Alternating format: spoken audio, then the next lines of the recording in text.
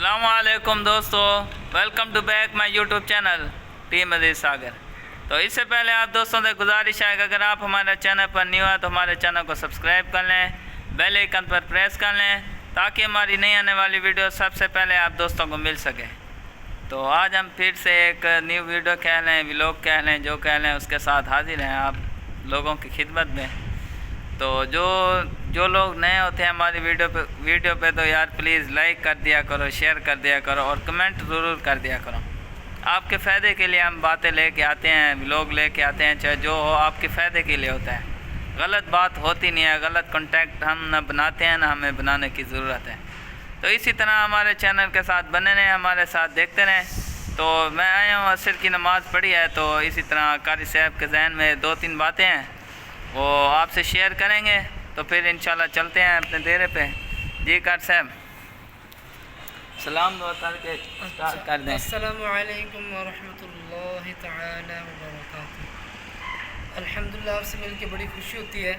جی جل شان ہماری اس محنت کو، اس کاوش کو، اس کوشش کو جی قبول فرمائے اور آمین۔ پایا تکمیل تک پہنچائے۔ ہمارا مقصد دین کو عام کرنا ہے اور ہمارا مقصد یہ نہیں ہے کہ دنیا کمانا۔ تو بات ہو رہی تھی نکاح کے اوپر۔ جی نکاح میں ایسی فضیلت ہے کہ یہ آنکھ کو صاف کرنے والا ہے، جی آنکھ کو صاف کرنے والا ہے۔ دوسری اللہ فرماتے ہیں قُلْ لِلْمُؤْمِنِينَ يَغُضُّوا مِنْ أَبْصَارِهِمْ وَيَحْفَظُوا فُرُوجَهُمْ کہ قُلْ لِلْمُؤْمِنِينَ کہ آپ صلی اللہ علیہ وسلم ایمان والوں کو کہہ دو کہ اپنی آنکھیں نیچی رکھیں۔ دوسری جگہ اللہ قُلْ لِلْمُؤْمِنَاتِ يَغْضُضْنَ مِنْ أَبْصَارِهِنَّ وَيَحْفَظْنَ فُرُوجَهُنَّ کہ اپنی آنکھوں کو، ایمان والی عورتوں کو بھی کہہ دو کہ اپنے آنکھوں کی اور اپنی شرمگاہوں کی حفاظت کریں۔ آنکھوں اور شرمگاہوں کی حفاظت کیسے ہوگی؟ جب تک انسان کا نکاح نہیں ہو، جب تک انسان کا نکاح نہیں ہوگا۔ اگر انسان کا نکاح نہ ہو تو وہ حیوان ہوتا ہے، وہ درندہ ہوتا ہے، اور نکاح ہو جانے کے بعد اس کا جنسی ایک میلان جو ہوتا ہے، جنسی خواہشات جو ہوتی ہے اس میں کمی آ جاتی ہے، اور اس کو یعنی کہ دوسرے لفظوں میں میں یوں کہوں گا کہ اس کو ولی بننا آسان ہو جاتا ہے۔ اس کو ولی بننا آسان ہو جاتا ہے۔ ولی کا معنی اللہ کا دوست بننا آسان ہو۔ اسی لیے قرآن و حدیث نے کیا کہا کہ جب بچہ بلوغت کی عمر کو پہنچے، بچہ یا بچی بلوغت کی عمر کو پہنچے، 3 چیزوں میں جلدی کرو۔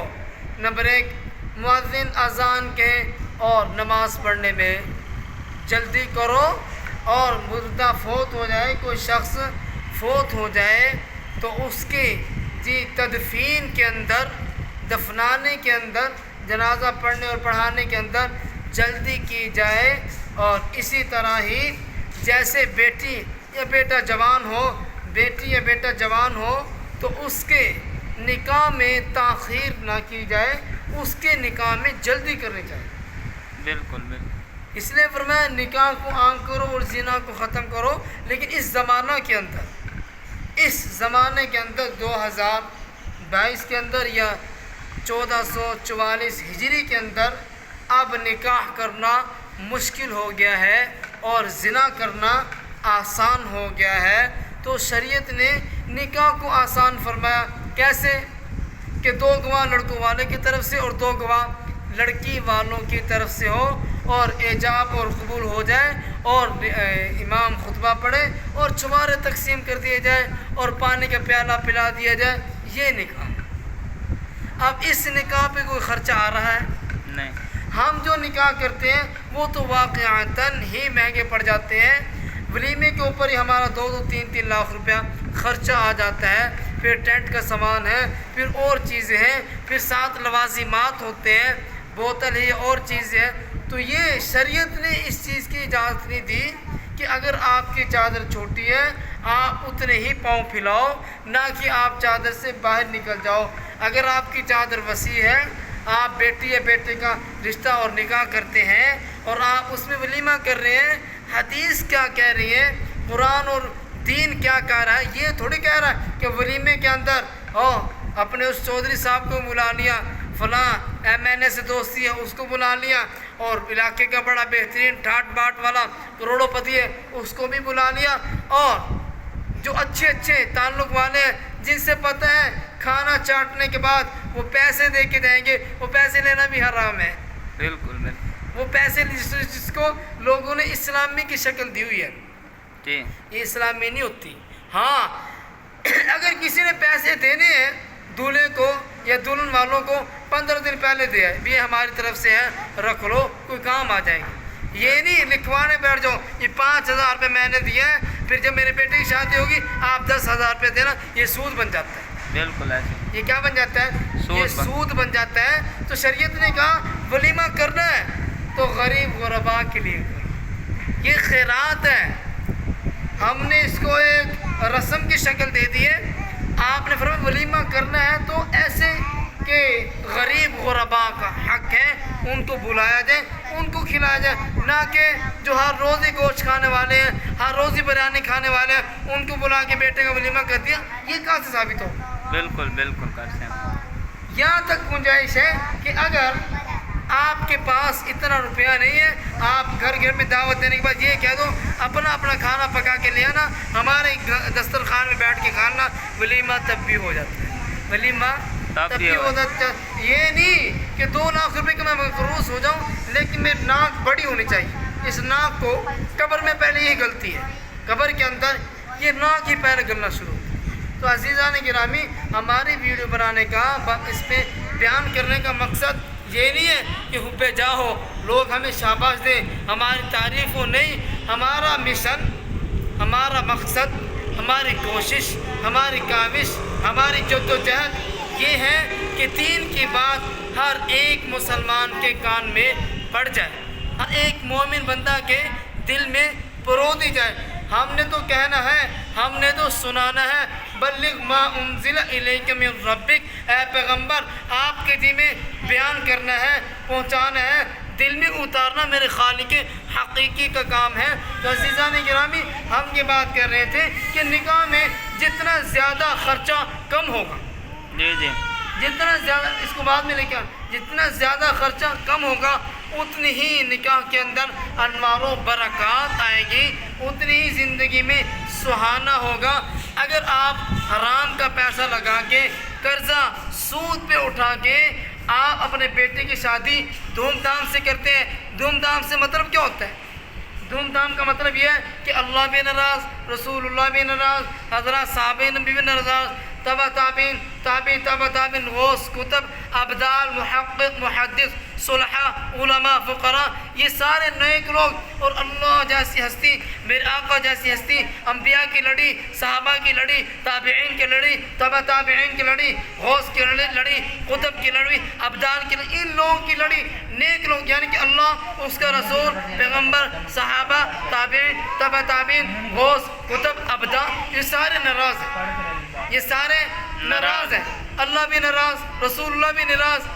ہم نے کس کو خوش کرنا ہے؟ عوام الناس کو، عوام الناس۔ نہیں نہیں نہیں عزیزان گرامی، یہ دھوم کی شادی نہیں، یہ تو ایسی شادی ہے اس میں اللہ کی لعنت، رسول کی لعنت، انبیاء کی لعنت، صحابہ کی لعنت، تابعین کی لعنت، تبع تابعین کی لعنت، غوث کی لعنت، قطب کی لعنت، ابدال کی لعنت، نیک لوگوں کی لعنت، علماء کی لعنت۔ میں لعنت نہیں دیتا، میں لعنت نہیں دیتا، میں ان حضرات کی لعنت، اس خالق حقیقی کو ناراض کر کے، میرے آقا کو ناراض کر کے، میرے صحابہ کو ناراض کر کے، میرے تابعین کو ناراض کر کے، اب تو کہتا ہے کہ میں اپنے بیٹے کی شادی دھوم دھام سے کروں گا۔ یہ دھوم دھام نہیں، میں بتاتا ہوں دھوم دھام کیا ہے۔ تیرا طریقہ نبی کے مطابق، تیرا طریقہ صحابہ کے مطابق، تیرا طریقہ تابعین کے مطابق، تیرا طریقہ نیک لوگوں کے مطابق، تیرا طریقہ فاطمہ رضی اللہ عنہ اور حضرت علی رضی اللہ عنہ کے نکاح کے مطابق، تیرا طریقہ امی عائشہ کے نکاح کے مطابق، تیرا طریقہ امی حفصہ کے نکاح کے مطابق، پھر تو میں کہوں گا یہ شادی دھوم دھام کی ہے، اس شادی کو صدا مبارک ہو، اس شادی کو مرحبا کہتا ہوں، اس شادی کو میں لبیک کہتا ہوں، اس شادی کو میں دل کی گہرائیوں سے خوش آمدید کہتا ہوں، اس جوڑی کو میں دعا دیتا ہوں اللہ اس کو خوش رکھے، نیک اولاد دے۔ تو جو جوڑی اللہ اور اس کے رسول کے کہنے پہ بنی، सारा काम उसकी शादी का निकाह मस्जिद में हुआ, रुखसती सुन्नत के मुताबिक हुई और वलीमा सुन्नत के मुताबिक हुआ, मैं इस शादी को मुबारकबाद कहता हूँ। और जो शादी मेहंदी वाली रात से हज़ारों रुपयों को आग लगाई, आसमान भी नाराज़ है, आसमान वाला भी नाराज़ है, मशरिक वाले भी नाराज़ हैं, मगरिब वाले भी नाराज़ हैं, दाएं वाले भी नाराज़ हैं, बाएं वाले भी नाराज़ हैं, ज़मीन वाले भी नाराज़ हैं। और तो छोड़ो, आम मुसलमान रात को सोए पड़े हैं और मेहंदी की रात है, पटाखा बज रहे हैं, चरागा हो रहा है और आवाज़ें निकल रही हैं, साथ वाला पड़ोसी को नाराज़ करके तकलीफ़ हो रही है। मैं इस शादी को धूमधाम की शादी कैसे कहूँ? बिल्कुल सही कह रहे हैं। बात समझ आ रही है कि नहीं आ रही? बिल्कुल कि मैं इस शादी को मैं धूमधाम की शादी कैसे कहूँ? अगला दिन होता है, बारात का दिन है, उस बारात के अंदर भी फजर की नमाज जाती रही। मैं इस शादी को धूमधाम की शादी कैसे कहूँ? अजीज़ा ने गिरामी, उसके बाद दूल्हा तैयार होता है, अपने चेहरे पर अपनी दाढ़ी पे खंजर चलाता है, आका के सीना पर नाउज़ बिल्लाह खंजर चला रहा है। मैं इस शादी को धूमधाम की शादी कैसे कहूँ? मेरा जहन, मेरा ज़मीन, मेरा दिमाग, मेरा दिल, मेरी सोच, मेरी फिक्र इस शादी को धूमधाम की शादी मानती ही नहीं। आगे चलूँ, उसके बाद जब दूल्हा तैयार होके अपने सेज पे यानी कि घोड़ी पे या कार पे या बग्गी पे बैठता है, उसके बाद मेरे आका ने फरमाया दो चीज़ें अल्लाह को नापसंदीदा है, दो आवाज़ें मेरे रब को नापसंदीदा है। खुशी के वक़्त ज़रा तवज्जो से इस बात को सुनेंगे, इंशाअल्लाह नस्लों तक फ़ायदा होगा। खुशी के मौके पे आगे बताऊं, खुशी के मौके पे अब दूल्हा सज चुका है, पगड़ी डाल ली है, हाथ डाल लिए, खुशबू लगा ली है, भाभीयों ने सुरमा डाल दिया है जो कि सुन्नत के ख़िलाफ़ है।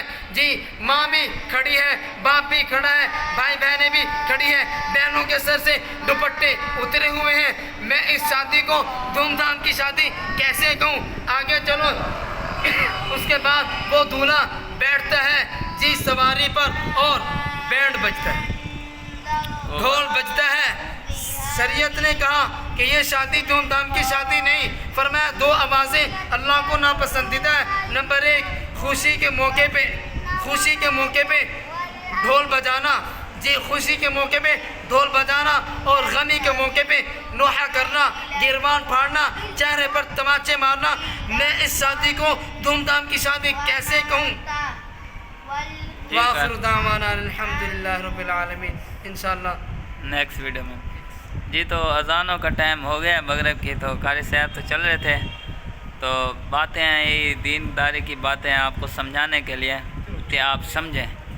तो इसी तरह देखते रहें, बने रहें हमारे चैनल के साथ। तब तक के लिए ख्याल रखें अपनों का, अपने प्यारों का। अस्सलामु अलैकुम।